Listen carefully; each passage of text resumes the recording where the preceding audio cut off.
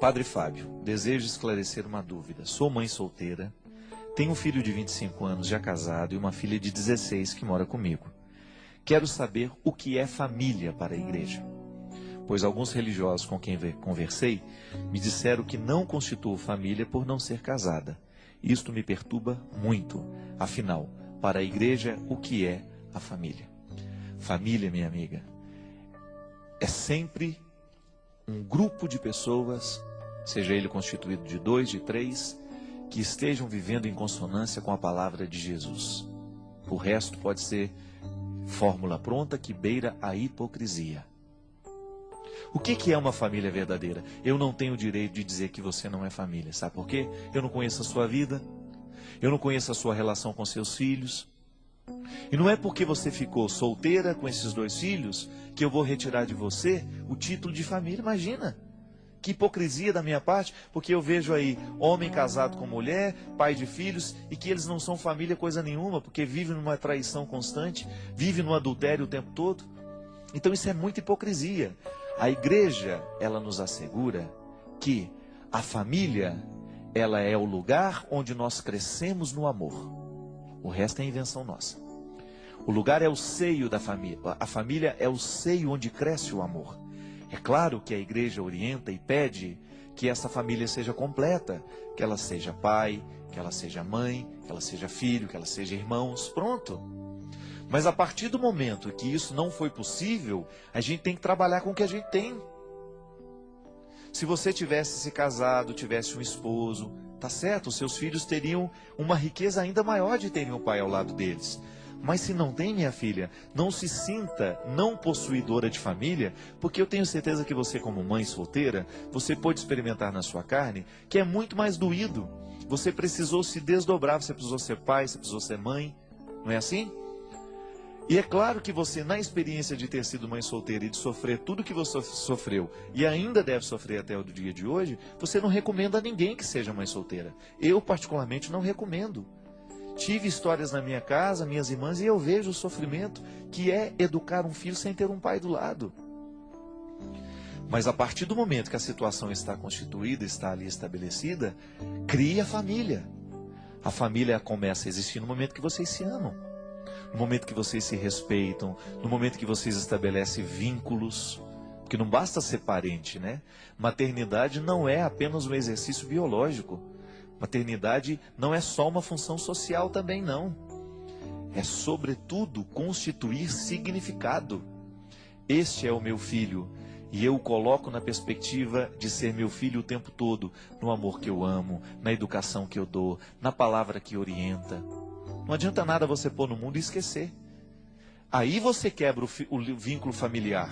A família deixa de existir no momento em que as responsabilidades não são exercidas. Volta mais uma vez o assunto anterior. Família não é também fruto de milagre. Não é porque o pai e a mãe estão dentro de casa e todos moram juntos que nós podemos nos considerar família, não. A gente perde o direito de dizer que somos família da mesma maneira como uma franquia perde o direito de ter aquele nome estampado na sua porta porque não cumpriu o que deveria cumprir com o proprietário da franquia. Uma família deixa de ser família no momento em que nós nos esquecemos da responsabilidade. O pai deixa de ser pai, a mãe deixa de ser mãe, o filho deixa de ser filho. A gente fragiliza assim o conceito de família. Mas nós não podemos retirar. Se o lar tem amor, tem carinho, se ele tem responsabilidade, ainda que não tenha um pai ali dentro, que seja só uma mãe, como é que ficam então a história das viúvas? As mulheres que perderam seus maridos, elas deixaram de ser família por causa disso? Não. Volto a dizer, minha gente, e eu prefiro errar aplicando a misericórdia a acertar aplicando a injustiça. Às vezes a gente encontra muita gente sofrida com esse discurso, às vezes agressivo. Como uma vez encontrei uma pessoa que eu gosto muito. Há muito tempo não convivo mais, há muito tempo não encontro, mas escutei essa confissão dela.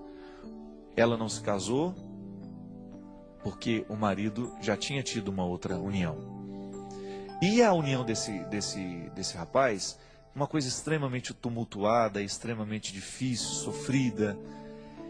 E quando estavam fazendo 38 anos de vida conjugal, imagina isso.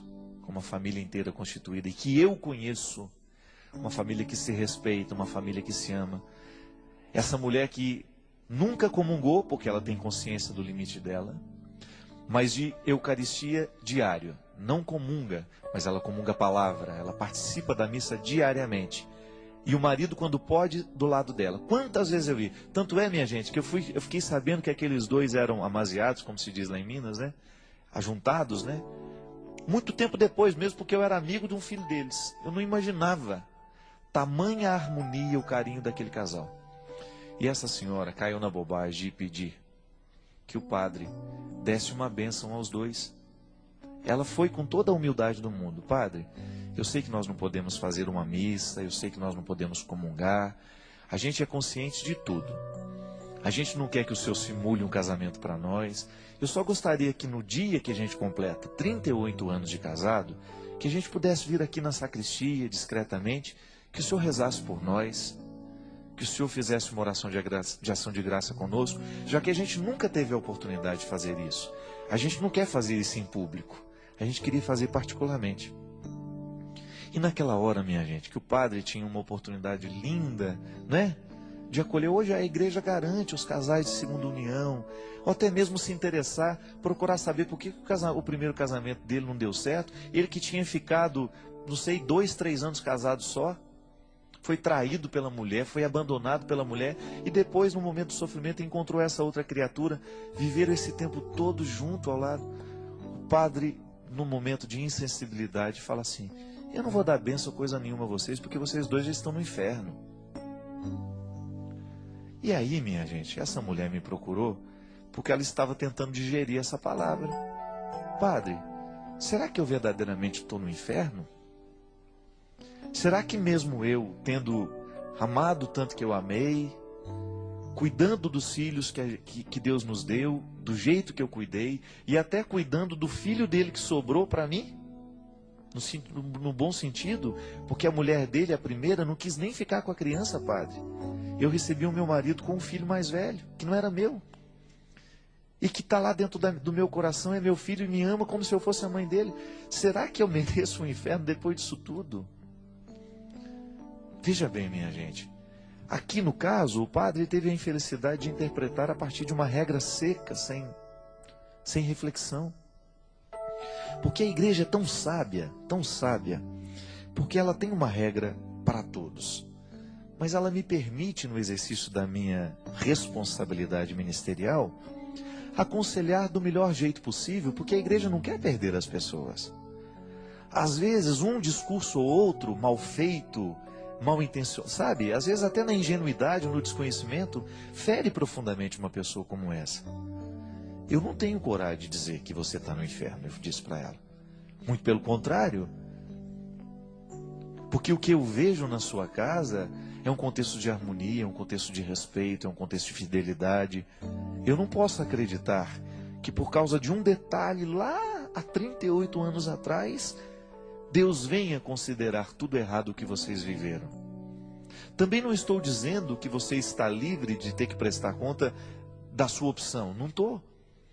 Mas eu não creio, e definitivamente eu não tenho inteligência para isso, acreditar que Deus possa considerar-nos a partir de uma regra aplicada com frieza e calculismo.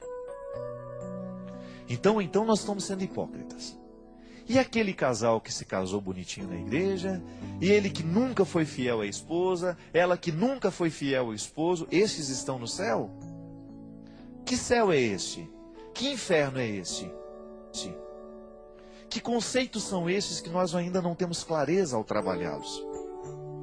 Então eu tenho medo. Antes de julgar alguém no inferno, eu prefiro dar a ela a possibilidade do céu. Ah, padre, você está passando a mão na cabeça. Não, eu acho que eu estou tentando ser no mínimo humano, que é o que ela precisa naquela hora. Porque às vezes, gente, a coisa mais fácil é jogar o outro no inferno. A decisão pelo inferno é a coisa mais simples do mundo. Você faz isso com você o tempo todo. Eu faço comigo. Pode observar. Às vezes nós erramos feio na vida. Há 5, 6 anos atrás, há 7, 8. Não sei quando foi o erro que verdadeiramente você considera o pior da sua vida. Você pode ter certeza que analisar-se a partir do erro e condenar-se é mais fácil do que você buscar um caminho de solucionar isso. Só que tem um detalhe: nós não podemos nos esquecer que entre a morte, entre o último suspiro de um ser humano e a sua morte, paira um abismo de misericórdia. Porque se fosse assim, não haveria salvação para Santo Agostinho, não haveria salvação para o ladrão que estava lá do lado, Dimas, pedindo a Jesus que se recordasse dele no paraíso. Quando ele desconcerta aquele ladrão ao dizer: não se preocupe não, meu filho, porque hoje mesmo tu estarás comigo no paraíso. Veja bem, aquele homem, ele representa tudo o que tinha de pior naquela época, uma escória da humanidade. Morrer crucificado era a pior forma de castigar uma pessoa. Significa que o crime dele era um dos piores. Estava ali, sendo salvo pelo olhar de Jesus no último momento. Esse é o Cristo que nós acreditamos, esse é o Cristo que nós anunciamos. Como é que eu vou lidar o inferno se eu sei que para o Cristo ainda sempre existe uma solução? Senão não é boa nova, senão não é boa notícia coisa nenhuma. E não se trata de nós cairmos no moralismo besta, nem cairmos também num discurso permissivo. Não queremos nem o discurso moralista frio, calculista, nem queremos ser permissivos. Nós só queremos deixar para que Deus faça aquilo que é específico dele. Eu não posso salvar, eu não posso condenar. Eu posso ser humano. Se vai ser salvo, se vai ser condenado, que seja para Deus decidir, e não para mim, nem para você. Quem sabe se a gente livrasse o nosso discurso das condenações, a gente estaria um pouquinho mais próximo daquilo que Deus quer de nós. Hoje, por exemplo, eu tenho 1000 motivos para me condenar. Você também tem. Mas não acredite neles não. Apenas aprenda com os erros que você cometeu. Condenações não servem para nada. O que pode melhorar a nossa vida é a gente olhar para o erro cometido, com ele aprender, superar e modificar o nosso jeito de ser. É isso que eu desejo a você. Que a bênção do coração de Jesus seja derramada sobre o nosso coração, sobre a nossa vida, a ponto de nos entusiasmar para mudar o que precisa ser mudado dentro de nós e a gente se livrar de toda e qualquer forma de condenação. O Deus que é Pai, Filho e Espírito Santo. Amém.